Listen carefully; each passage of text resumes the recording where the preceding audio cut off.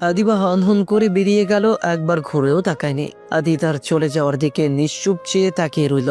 চোখ দুটো ভরে উঠছে, কিন্তু আদিবাকে সে বাধা দেওয়ার কোনো প্রয়োজন বোধ করেনি। যে মেয়েটা তার কাছ থেকে দূরে গিয়ে শান্তি খুঁজতে চাইছে, যে মেয়েটা তাকে অসহ্যকর মনে করে, তার জন্য এত উতলা হওয়ার আবশ্যকতা নেই ভেবে নিজেকে সান্ত্বনা দিল। আদিবা আদিকে যেভাবে দোষারোপ করলো, আদির জায়গায় অন্য কেউ থাকলে তার নিশ্চয়ই অনুশোচনা হতো, কিন্তু আদির অনুশোচনা হচ্ছে না, তার কষ্ট হচ্ছে।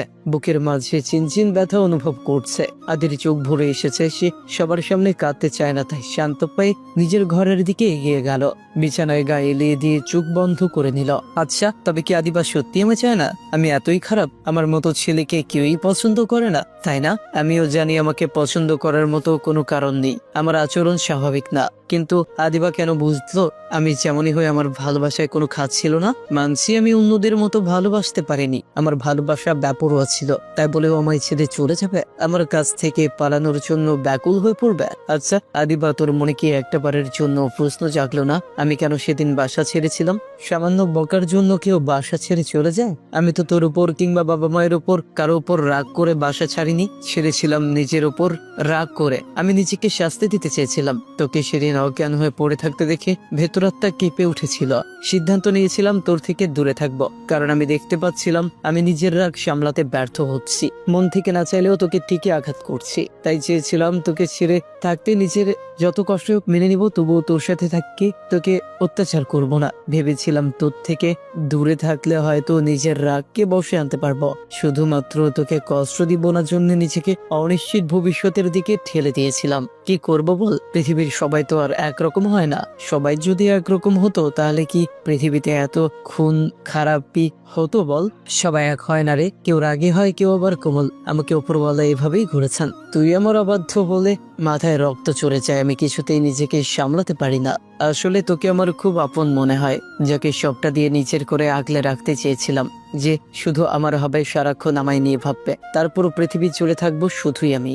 আসলে আমার ভয় হতো তোকে স্বাধীনতা দিলে, অন্যদের সাথে মিশতে দিলে তুই যদি আমায় ছেড়ে চলে যাস। তবে বিশ্বাস কর আদিবা, এই 6 বছরে আমি নিজেকে বদলানোর অনেক চেষ্টা করেছি, সাইকিয়াট্রিস্ট দেখিয়েছি, কিন্তু সবই বৃথা। কারণ আমি প্রকৃতিগতভাবে এরকম।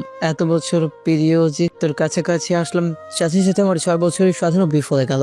আবারও সে বেপরোয়া আদিতে ফিরে গেলাম, সব যেন পাল্টে গেল মুহূর্তেই। তোর দিকে তাকানোর সাথে সাথে মনে হলো তুই শুধুই আমার, তোকে অন্য কারো পাশে দেখা সম্ভব না। কিন্তু আজ আমি সফল, 6 বছরে যা পারিনি আজ পেরেছি। তুই আমার জীবন থেকে চলে যাচ্ছিস, সে জেনেও আমি তোর বাধা দেইনি, রাগও করিনি, কারণ আমি বুঝে গেছি তোকে পাওয়ার যোগ্যতা আমার নেই। তাই তোকে নিজের সাথে জড়িয়ে কষ্ট দিব না, দেওয়ার মানে হয় না। তুই আজ থেকে মুক্ত আদিবা, আমি আর তোর পেছনে ছুটবো না। আমি নিজেকে সামলে নিয়েছি আদিবা, আজ থেকে তুই আমার কাছে মৃত। আমি আদিবাকে ছাড়া বাঁচতে শিখে গেছি। রাত 12টার ঘর ছুঁই ছুঁই। আদিবা রাগে বেরত হয়ে এসেছে, কিন্তু এখন যাবে কোথায়? হাতে টাকা পয়সা কিছুই নেই। আদিবা হাঁটতে হাঁটতে এসে রাস্তার পাশের বেঞ্চটায় বসলো। মাথায় নানান চিন্তারা এসে ভিড় জমালো। বেশ ভয় লাগছে, এতটা সাহস দেখানো উচিত হয়নি। এখন কি করবে? কার কাছে যাবে? তেমন নিকট আত্মীয় তো কেউ নেই যার কাছে টাকা ধার পাওয়া যাবে। আদিবা বেশ চিন্তা করে পেল তার এক বান্ধবী আছে বাসা কাছে, তাই তার কাছে যাওয়া উচিত। টাকা চাওয়া না গেলেও রাতটা অন্তত কাটানো যাবে। যেমন ভাবনা তেমন কাজ। সে দুবাসে ফিরিয়ে বান্ধবী তিন্নির বাসায় গিয়ে হাজির হলো। বাসার সবাই তাকে দেখে অবাক হলো। তিন্নি এগিয়ে এসে বলল, আদিবা তুই এত রাতে? তোর রুমে গিয়ে কথা বলি। বেশ, চল উপরে চল। আদিবা তিন্নির ঘরে গিয়ে চেয়ার টেনে বসলো। আদিবা কিছু কি হয়েছে?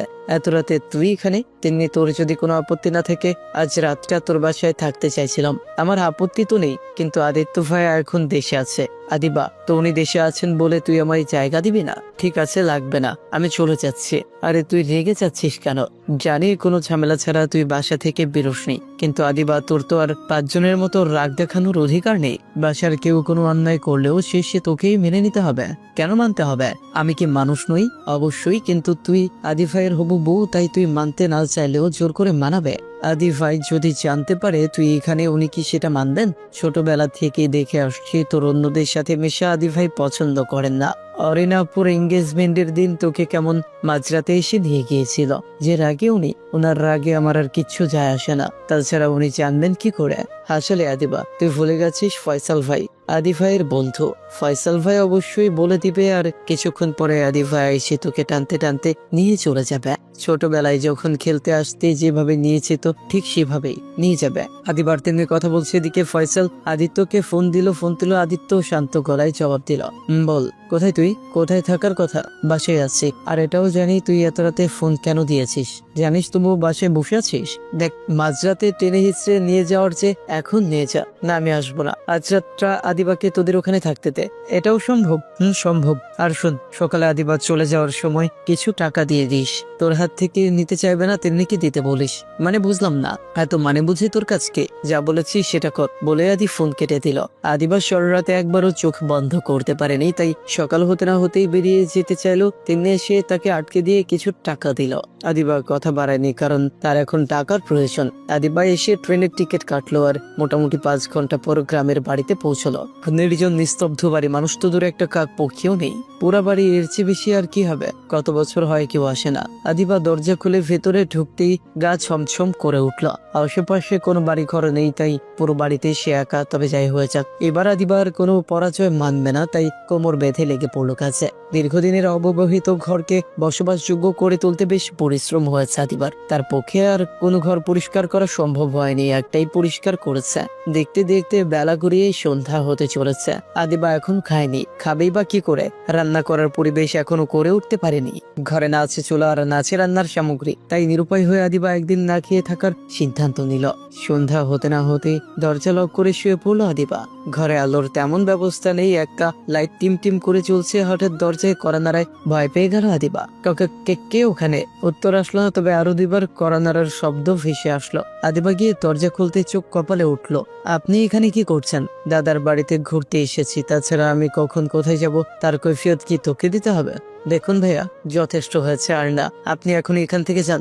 আর কত জ্বালাবেন আমায়? আমি রেগে যাওয়ার আগে চলে যান। বলা শেষ হওয়ার আগে আদিত্য আদিবাকে সামনে থেকে তাকে সরিয়ে দিয়ে এগিয়ে গিয়ে বিছানায় শুতে জবাব দিল, রাখি শুধু তোর একার আছে, আমার নেই? চুপচাপ সহ্য করছি বলে মাথায় চড়ে গেছিস তাই না? আর একবার গলা উঁচু করে কথা বলে দেখ, তোকে যদি এখানে পুঁতে রেখে না দিই। আপনি এখানে কি চান? কেন এসেছেন? তুই নিজেকে কি ভাবিস রাদিবা? খুব সুন্দরী? কোন অ্যাঙ্গেল থেকে তোর কাছে নিজেকে সুন্দরী মনে করিস? আমাকে একটু বলতো।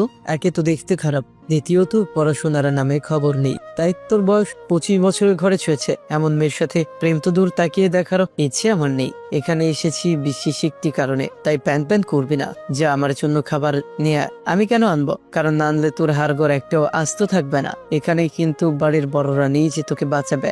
মাইন্ডেড। আদি কি করে এত খামখেয়ালি আচরণ করে আদিবার মাথায় ঢুকে না। সে কি জানতো না আদিবা কেন বাসা ছেড়ে এসেছে? তারপরেও কেন এখানে আসলো? আদিবা কটমট করে তাকালো আদির দিকে। আদি চুইংগাম চিবোতে বলল, কি সমস্যা? এভাবে তাকিয়ে থাকার কারণ কি? আপনি এখানে এসেছেন কেন?